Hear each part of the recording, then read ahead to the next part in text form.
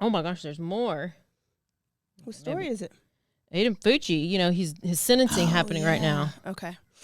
Ooh, let's catch everybody up. This is exciting. I love when there's updates. Yeah, apparently one of her sisters was doing giving the impact statement and had a bunch of marbles and was dropping them one by one. For each time? Yes, for each stab. Oh, my goodness. I know. That made it more impactful. Yes. But he wasn't going to get off. I mean, you know what I mean? Like, he's going to get the worst of the worst. Yeah, well, my goodness.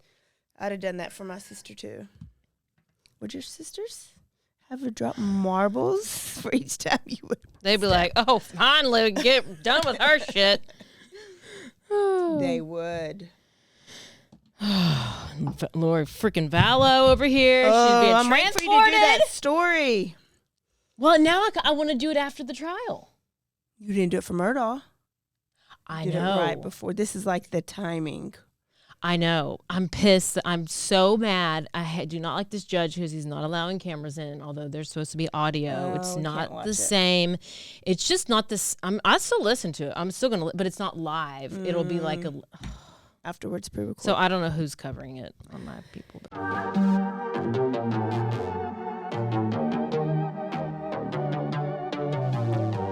Hey y'all, I'm April. And I'm Caroline. And this is your Bloody Happy Hour. Caroline, are you ready for this? This is your newest guilty pleasure. It's the bloodiest part of your week. Did we say something about it also being happy hour? Show did. Because we about to be sipping on some murder. Bloody Happy Hour.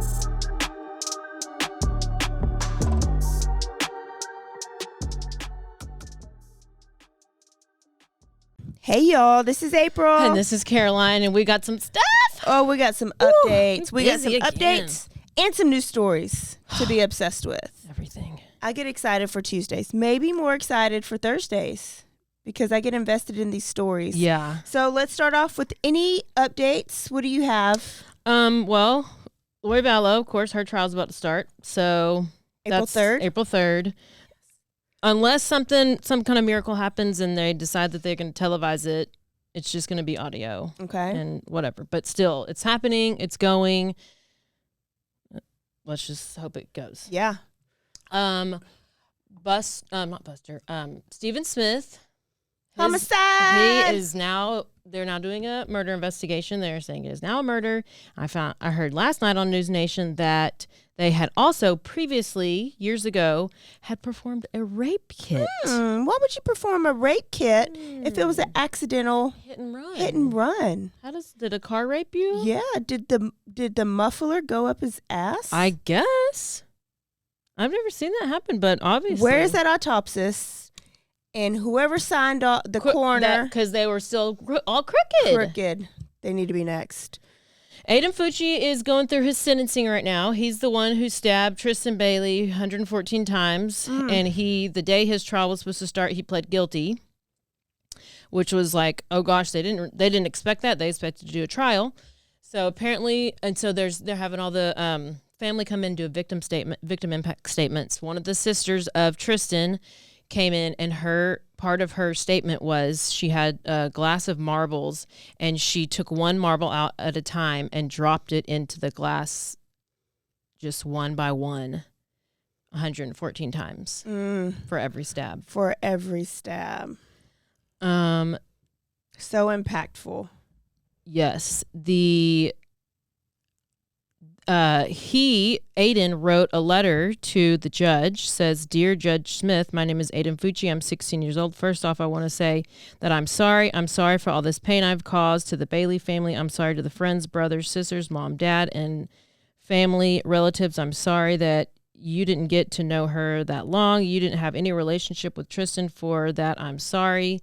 For the community, I'm sorry I brought all this pain and everybody, and I'm sorry. I know my apology will not fix anything or bring her back, but I hope it will in some way. And for my dad, I'm sorry that he had a bad spot in his work because of me. Oh, yeah, because his business, like, tanked. Oh, yeah. I miss being outdoors with my dad and brother. I miss the fun we had, like four-wheeling, paintballing, going to... I mean, this kid is like 17, 16. Why has he never mentioned his mom? Oh, she's next. Okay. I miss the fun we had. I miss going on trips. Dad, your made things going along. I don't know. I can't read this. You made everything fun. You're special because you made it fun, blah, blah. To my mom, I want to say thanks for washing my bloody pants. No. I was like, what? Thanks for having my back. Thanks for going to jail for me. I want to send my apologies as well. I'm sorry that she had to move her house because people were sending threats to her house and my family, and that my little brother and sister had to change schools because of me. Mom, now I miss your lemon pepper chicken. I miss your hugs. I miss you. The longer I'm in here, the more I forget the memories I lose. The more I forget and the more memories I lose. I'll never forget you. Love me, Aiden. Bucci. Okay. Just his whole life. Question. Yeah. Is it better when they say something like that or when they say nothing at all? Because a lot of times we're at these trials and like the killer never like responds, never says anything. Murdoch didn't really say anything. He just kind of responded to the judge.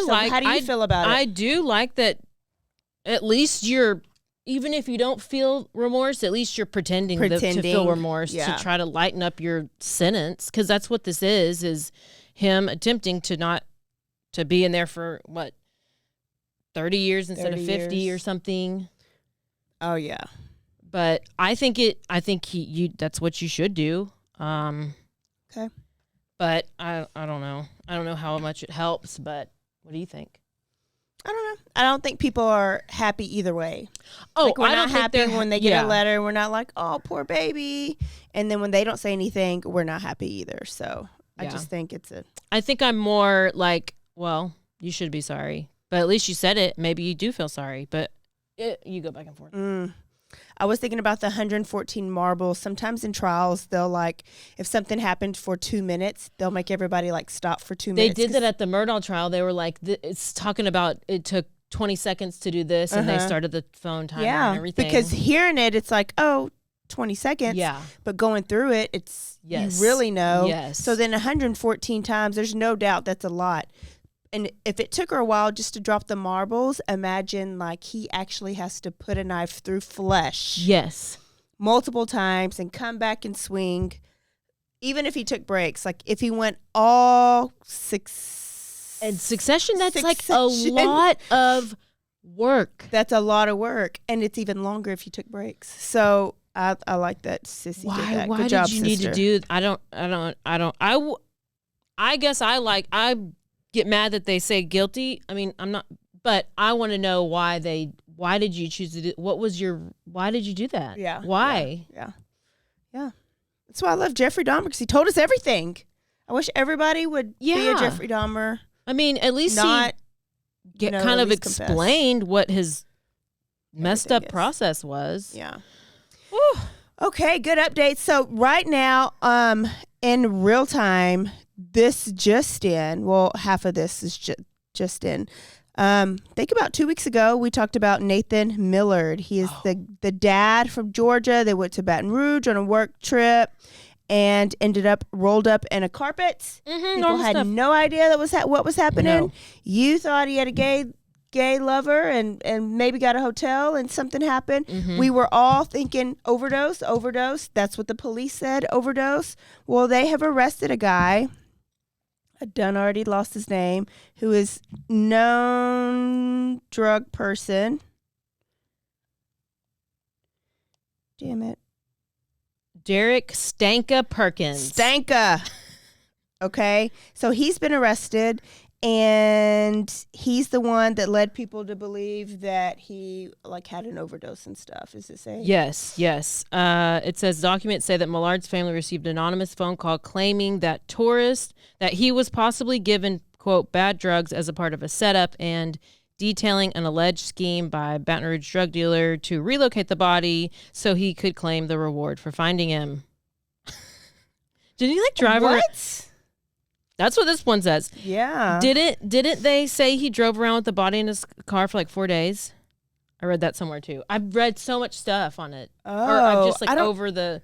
I literally did not even see that part. I just saw that when I saw this, that now there's an arrest for two women that are prostitutes.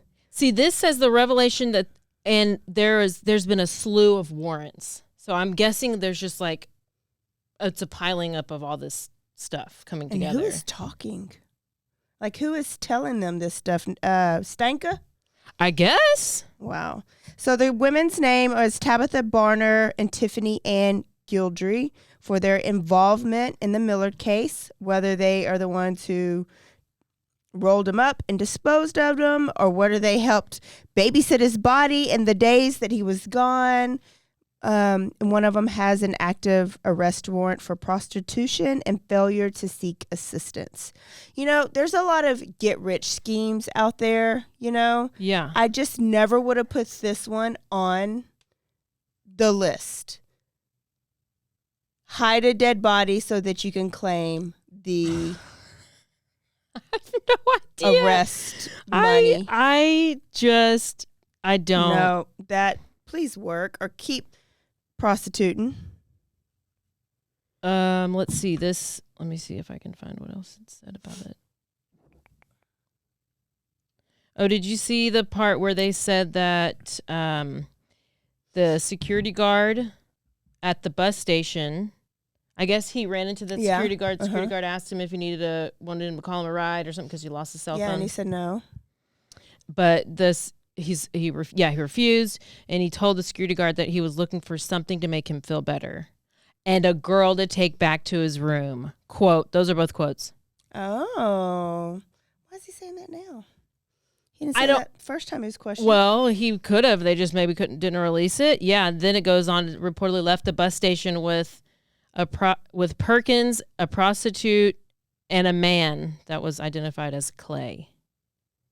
Wow. And then like his wife's back at home with all their kids, and she's like, "What? Not one prostitute, but two." Well, here's the thing: you don't just decide to do drugs on a whim one night. I don't think. I don't think either. Especially at 41 years old, either you've had a past. Did I tell you the time that Dirty Chad had a work trip in Austin? Yeah, it's in the story. Oh, it's in the story. Save it for the story. Because he probably was doing this stuff too. Oh yeah, yeah. But so I think she had to have known that he probably dabbled in drugs. Like that wouldn't be a. Yeah. I don't think that would be a shock. Maybe, I wonder if she, but do you just dabble in prostitution? I feel like it kind of comes with it, but I always thought that I never had a feeling of I was being cheated on. I never thought that there was anybody else because sometimes he wouldn't even want to do stuff. So, you know, like. Yeah, but isn't that the number one clue of he probably already done it? Well, I thought you're so focused on getting drugs. Well, that's what you were You were more focused on. And this like, is after the fact. This isn't like during. Like I didn't. Yeah. Like I'm like after the fact, and I'm like, surely you were focused on like you were going to a hotel and doing drugs. You weren't going to a hotel and doing a prostitute. Yeah. Yeah, and or both. I don't know. But apparently this guy was going to the hotel and doing both. He probably got fentanyl. Well, and some of these drugs are sexual drugs that make you want to do X or something? Yeah, X. And I heard meth kind of was. No, but Dirty Chad's was cocaine, and I don't know if cocaine makes you do. I think it was laced with something. Like fentanyl or something. These people? Yeah. Oh, okay. I mean, that's just a guess. All right, so let's go to some new stories. Did you hear about the Family Feud killer? The guy who talked, yes, I just saw the clip. I saw the clip. Yes, okay. I posted it on our story. Now, we're in Illinois. 41-year-old mother of three, Rebecca Bliefnick. I probably didn't say that right, was found dead in her home. She had multiple gunshot wounds to her body and head. She was found by family members after she did not pick up her kids from school. Oh. This was on March 13th, so just the other day.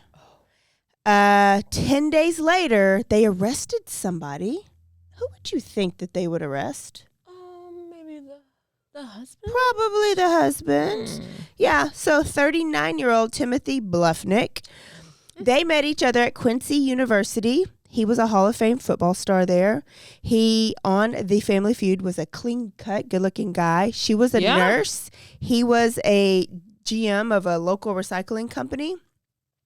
He was charged with a home invasion and a murder because they had been separated on the verge of a divorce. It's like same story over and over and over, just different motives, different ways, different means. I don't know. They had been separated, so they lived apart. They lived a mile from each other. Rebecca, had gotten a restraining order on him. Okay. And then in turn, you know what he goes and does? Gives a restraining order on her. Yeah. So it's more like, oh, if you're going to make me look bad. Yeah. Well, there you go. There's your family court. There. I mean, that's the worst of the worst. Oh, you need one too? Sure. Yeah. So it obviously seemed to be a toxic marriage. How long it'd been toxic, I don't know. We don't know yet, but you just don't turn toxic overnight. Like COVID really just don't make you toxic. It's long all toxic. of a sudden. Long toxic. So there was, when this came out that she was dead and that the husband was a suspect, they played the clip. We found out that this guy was on Family Feud. And this dude, are you playing it? Steve Harvey, yeah. And now a word from our sponsors.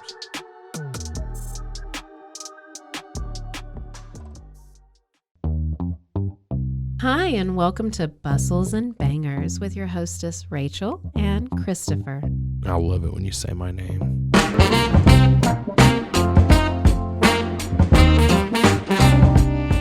And you didn't say hi. I didn't. You just kept going. I'm going to introduce the book. I'm not reading it. It's because I don't like reading. Girls like cowboy butts, and those jeans don't hide anything.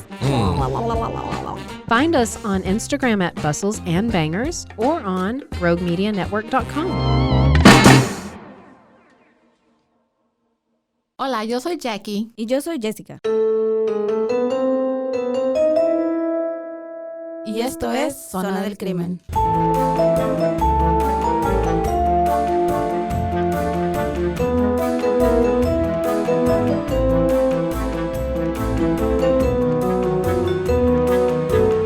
Un podcast donde hablaremos sobre casos de crímenes reales y eventos impactantes que han quedado marcados a través del tiempo.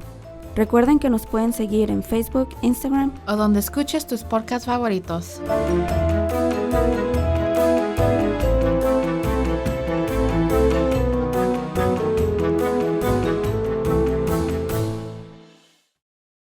Hey, I'm Blair. And I'm Brittany.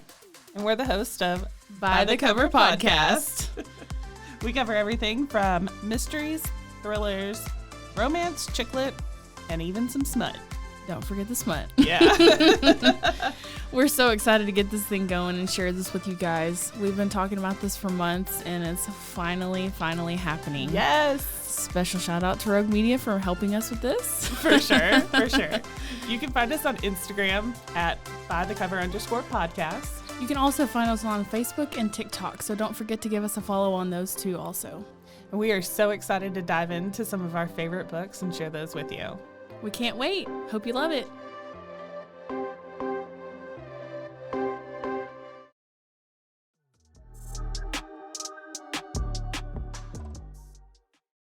He's behind the brutal killing of his estranged wife. Family Feud, murder his wife. You ready? Yes, sir. Dressed in a bow tie and suit, Tim Bliefnick appeared polite and good-natured when he competed on the show.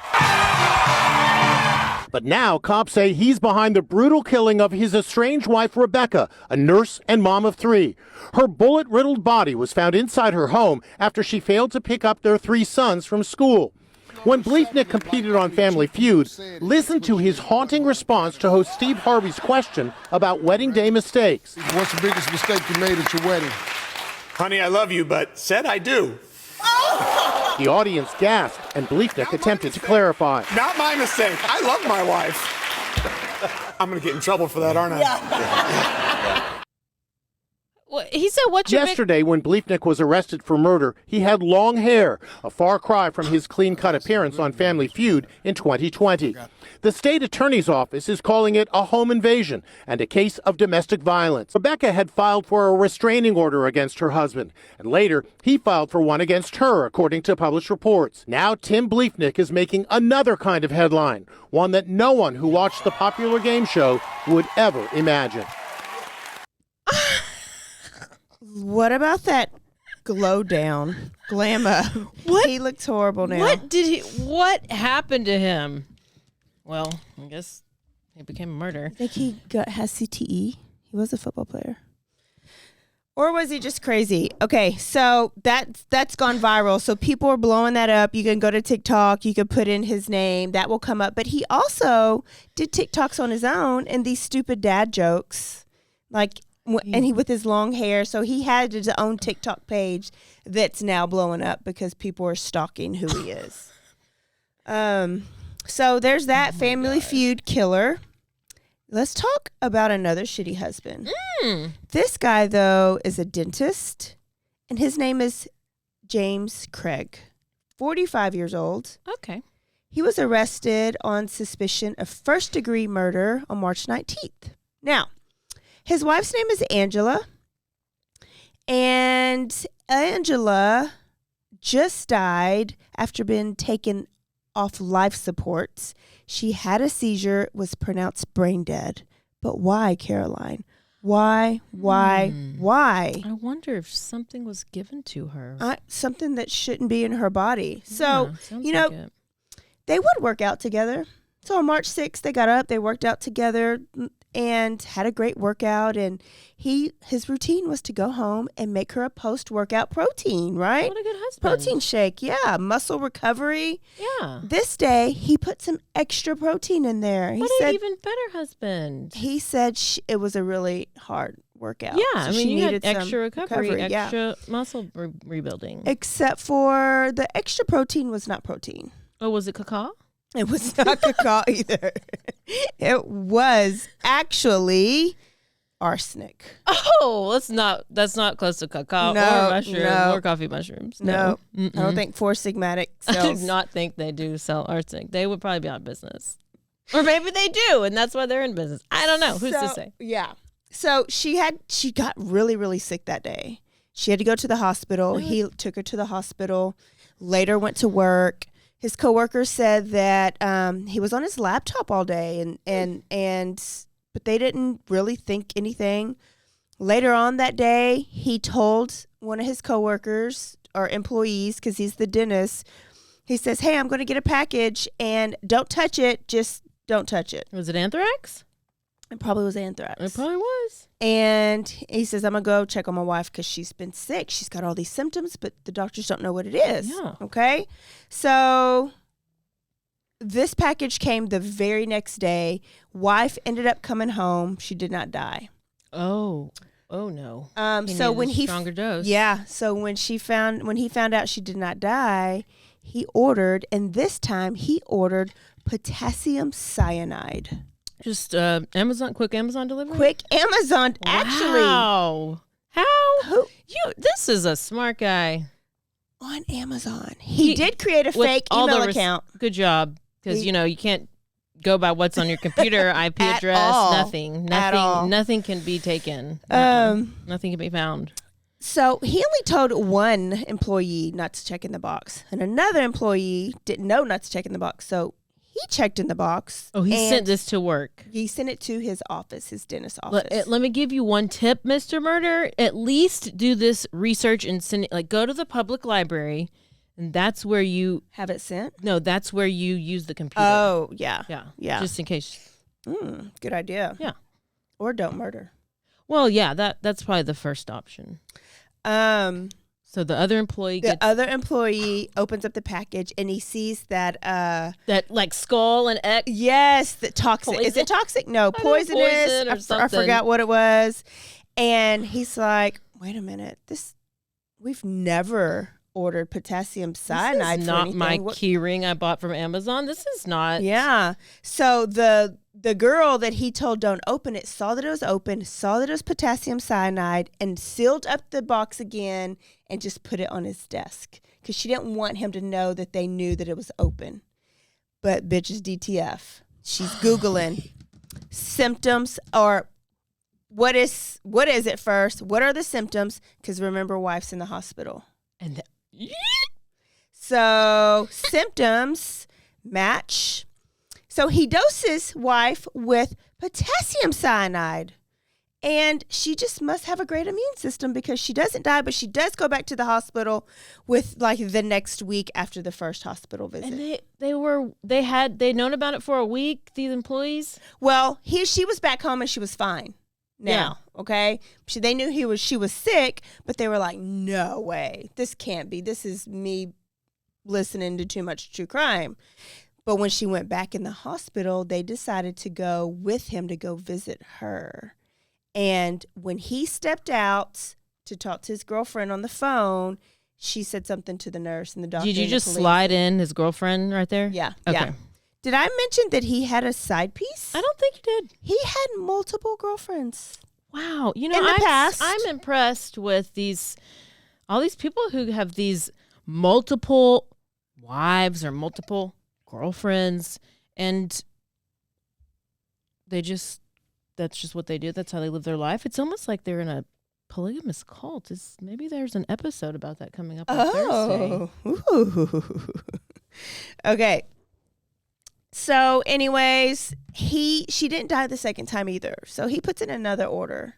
By this time, police are kind of watching him. I interrupted you. Sorry. When he went out to talk on the phone to his girlfriend, the employees said something to the doctor? Yeah, said something to like one of the nurses. Okay. Yeah. And so now the police kind of know, and so they're kind of doing like their investigation. So they're looking at his laptop. They're seeing what he orders. He puts in another order for some stuff called oleandrin, which is a substance that's found in the oleander plants. He keeps Googling the most toxic or most potent poisons. So he started out with the arsenic, didn't work. Then he went to cyanide, didn't work. Now he's on the oleandrin, but that never comes in because she has to go back to the hospital. And when she goes back to the hospital after that third time, she has a seizure and she is pronounced brain dead. My gosh. They have 6 kids together. Oh my, are they in Utah? They're in Colorado. They're very close enough. And they are Mormons. They are Mormons. Well, that's why he had multiple partners or whatever. Yeah, but she didn't know about it. He was FLDS. One. She was LDS. She was LDS. She was LDS. People kept telling her, divorce him, because he was horrible. And he's bad with money because he has 3 bankruptcies tied to him. Oh, but she must have been stuck with him since she was like 10 or something. She probably got married to him when she was 12. Probably hard. She probably started having kids, and then she just was like, I can't do anything, and I just had all these babies. Are you telling the story? I'm just, Are you telling your own story? No, I can't believe they're Mormon this whole time. I found that out today, that he would hide behind his religion all the time. Of course he did. And joking. So turns out he was having an affair with an orthodontist in Texas. I need them to release her name. They have not released it yet. He had been flying her to Colorado when Angela was put in the hospital on March 6th. His girlfriend came down on March 8th and stayed 2 days while Miss Angela was sick in the hospital. And he is no money. Where are the 6 kids? Were they like, hey, I don't know how old Julie they are. or whatever her name is? No, I want to say they're older and they can probably fend for themselves. But these people they're not that old. The killed people, the husband and the... Well, and he did put her up in a hotel. Oh, that's so nice. No, he probably just went and visit her in a hotel. And he's gone bankrupt 3 times, but he can pay for his side piece to get a hotel and a flight. And a flight multiple times. Now, police... Who is this bitch coming up here being like, okay, yeah, put me in the hotel? If you're trying to get me to come see you, I'm not going to be like, oh, well, is your wife home? No. Yeah. You're going to take me somewhere and we're going to go, like, and you can leave your wife in a different state. Let's go to a different state. 'Cause it's not cheating then. If it's in different zip code.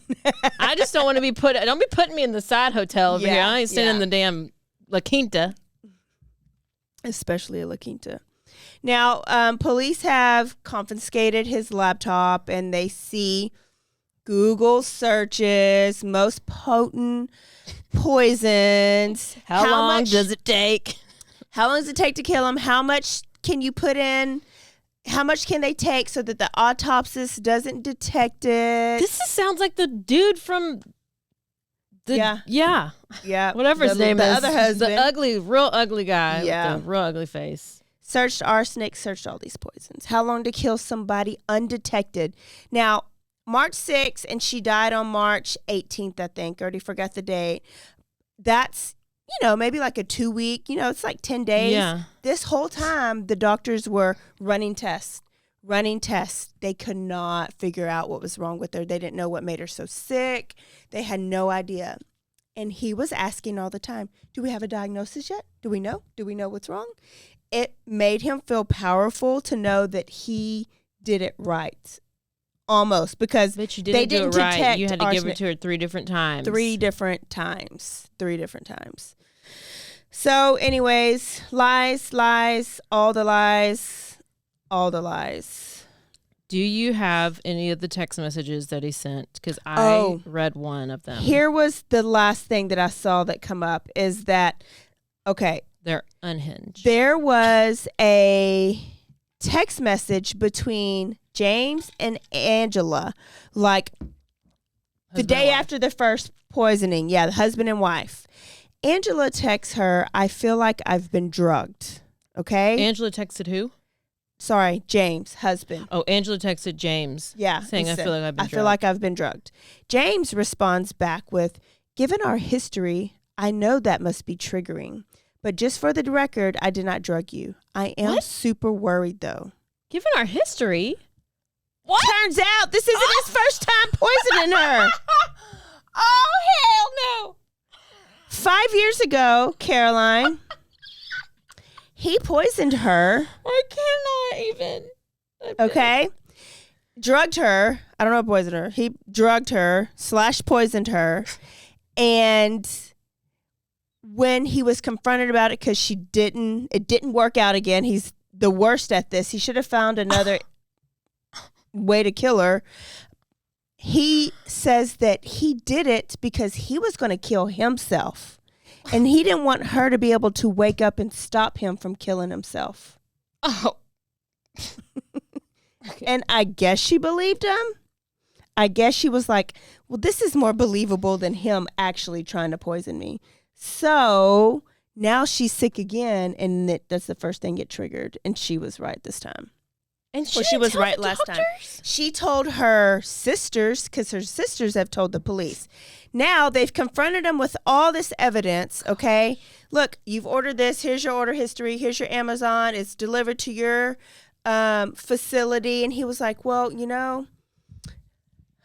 she wanted to order it, but she couldn't because she didn't have the credentials. So I did order it for her, but I didn't think she was really going to use it. I never would have thought my wife would have committed suicide. If I did, I would not have bought it. It was more like a chicken game. Like like chicken, like see who's going to chicken out the first. Game of chicken. Yeah. So that's his. Let me read you one of these text messages. Okay. This is to the girlfriend, the side piece, I think. Good morning. Redacted.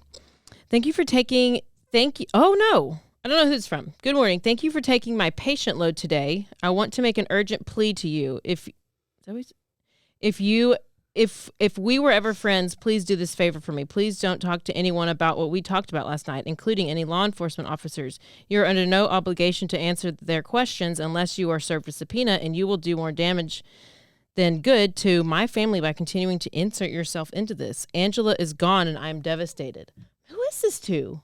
I think that's to his employee that had already turned him in, but he didn't know. There's nothing that can bring her back, and all I desperately want to tell you all of the details so that you can better understand what's going on behind the scenes. There's so much that you don't know about that I wish you did. If you knew everything, this would make so much more sense to you, but there's no use in telling you right now. Yeah. Anyway, this is a wild story. Yeah. I can't believe he did it 5 years ago. And she's still with him, still having kids. And y'all, listen, if your husband has ever not gotten you drunk, but has ever poisoned you and was surprised when you woke your ass back up. And had to text you, be like, well, look, I didn't poison you this time, bitch. What? Run. Okay. I saved the best for last. Oh my gosh, there's another one. There's another one. This is a gift that keeps on giving. This time we're going to Pennsylvania. Okay. So, what's worse than a man killing his wife? Killing his dog. A daughter killing her mama and daddy. Oh. Okay. So, Justin Beck talks to his parents, Miriam and Reed Beck, every day. They talk on the phone. Sometimes they text, but they're older. It's mostly talking. He's older and he lives like away. He's got his own family, right? We're in Pennsylvania. But he's very close with them. Now, he has a sister named Verity Beck that also lives in the house with his mom and dad. So he lives away. Verity, who's 49 or 39, lives at home with her parents. Okay? Mm-hmm.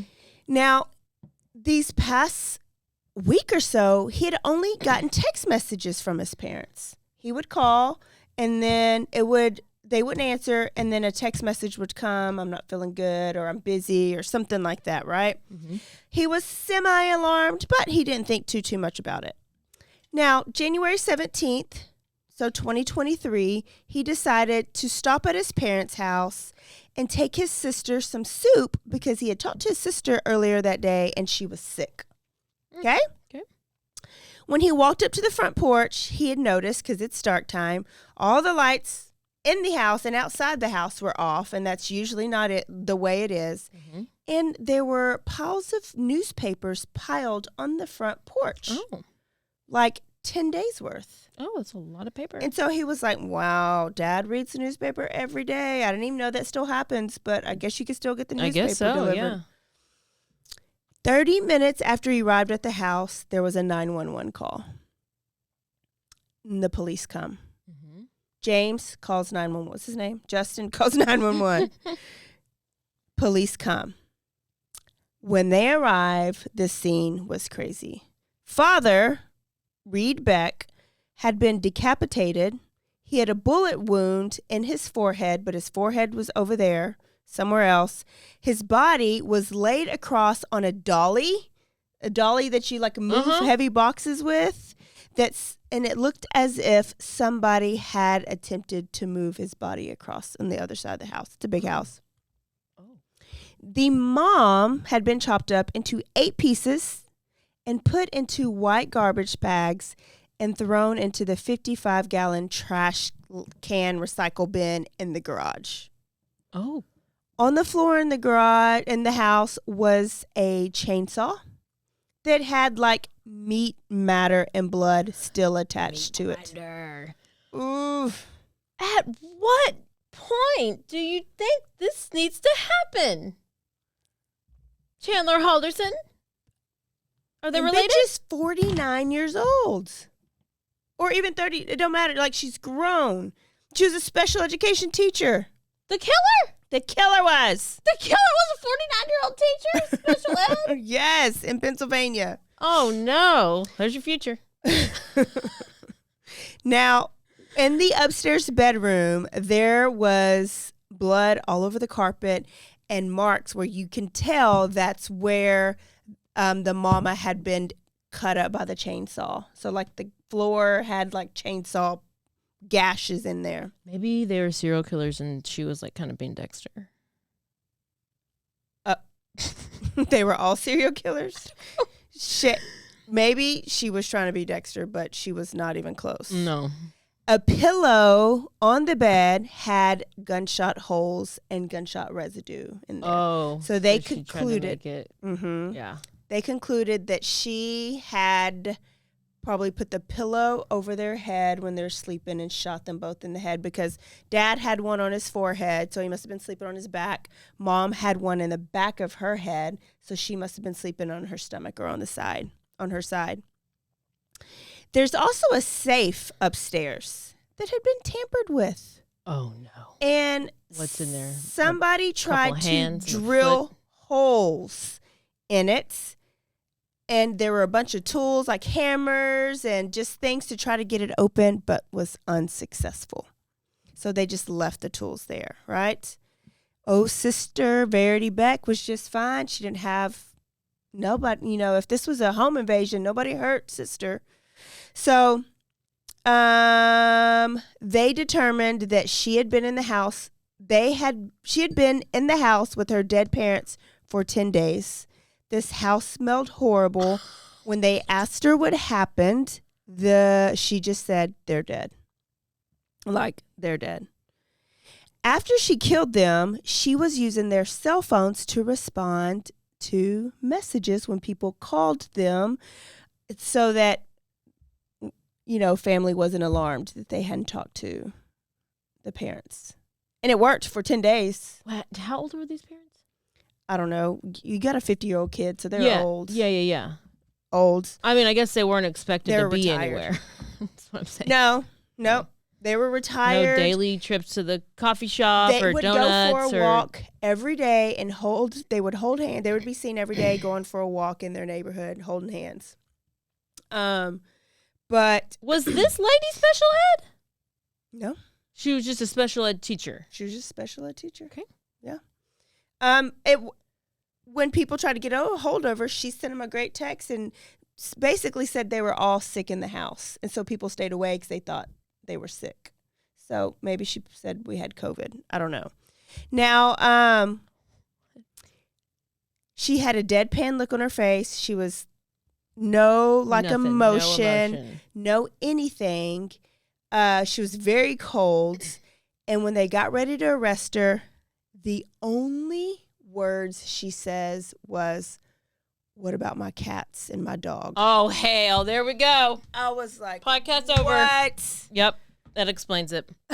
Yep. There you go. I don't even have any more questions. I would have got that damn chainsaw and sliced one of her damn cats in half. All of them. I wouldn't have done the dog, but the cats, yep. And then I would have just blamed it on her. Oh, my God. You heard it here first. Bitch is held without bond. She killed her mommy. She killed her daddy. She tried to get in the safe. Chop him up. What was she trying to do? Get the safe? She killed him to try to get into the safe, and then she couldn't even get into the damn safe, and then she stayed there for 10 days in the ice-cold house eating soup? What the fuck did she do? I don't know. We don't know the motive. Did she live there? She lived there. She lived there with them. She had to have been, obviously, I mean, she has to have a disability. No, I don't think a disability. Well, I don't know. We'll know more. But she had to have been some type of crazy. Yeah. You got a bunch of cats. There you go. Red flag number 1, you got a bunch of cats. Oh. You live at that's home. That's probably too far. Right? With your parents at 49 years old. I mean, education can drive you crazy a little bit. I don't know. But that's my story. Her name is Verity. When did it Beck. happen? This happened in January, and I came across it like 2 weeks ago on Nancy Grace. Oh, I feel like I maybe heard about it, but yeah, I did not obviously hear about it. I think I was in trial or something. She wasn't concerned about her mom. She wasn't concerned about her dad. She was worried about those fucking cats, and I was like, oh my God. Why? Those cats probably just watched her do it and I'm cheering surprised her the cats didn't eat the bodies. They probably started to. That is a lot of work. And what She didn't do you shit. kill them. She didn't even try to clean it up. And then you have to put. Why do you need to chop them up then? If you're just going to let them sit there, you didn't even try to hide it. You didn't even put the trash can out. No. We don't There's know what a went on whole in lot those of 10 illness. days. Even the 30 minutes. We need updates. We have any updates from it? I tried to look for updates. So this was 30 minutes. Remember, brother walked in, saw what happened. There was a 30-minute window. He had to talk her into letting him out and call the police. So he had to talk some sense into her. So maybe she was sitting there flipping out, going crazy, scared, frozen. I don't know. Or maybe she was eating freaking she's probably Mr. eating Gaddy's cat food pizza. or some shit. I don't know. This lady. Oh, I know. Okay, Wow. that's it. I'm done. That We are was drinking on some so Taylor good. Port Wine. Good luck with that. TikTok wine.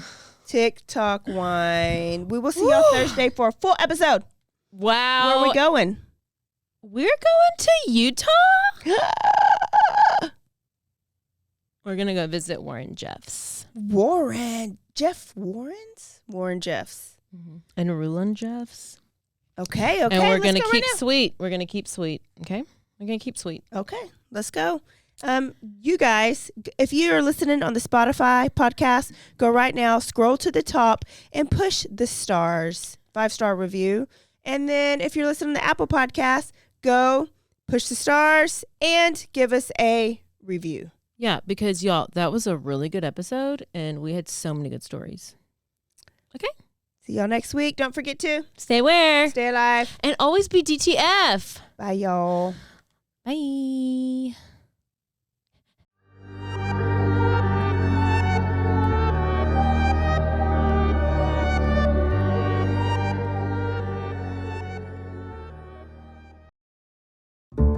This has been a Rogue Media Network production.